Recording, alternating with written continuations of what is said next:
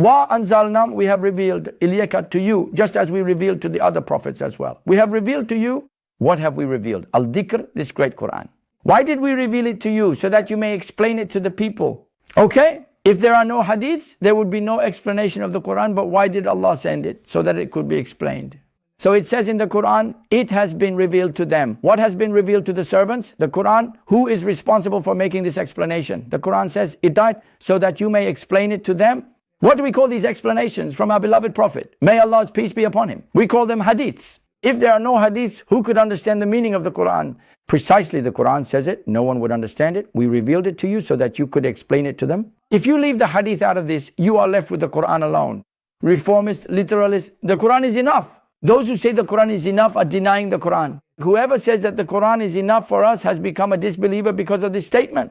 This is because Allah says in the Qur'an, my beloved, I have also sent you so that the revealed Qur'an may be. Now, how would you explain the meaning of revealed here?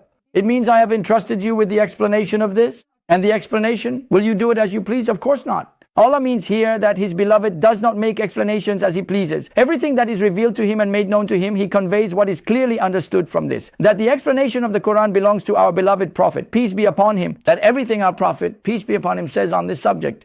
In matters of theology, whose explanations are also within the category of revelation, this, for example, is also written in Surah An-Najm. These are verses. At that time, 1,500 hadiths had been collected.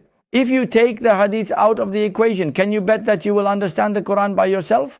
Never, because the Qur'an shows you as a liar. It says, I sent my beloved so that he could explain it, and you choose to ignore him. Allah means to say, without even being able to understand His words, how can you try to understand mine? For this reason, the Messenger of Allah, may Allah's peace be upon him, has another title, Al-Mubin, the explicit one.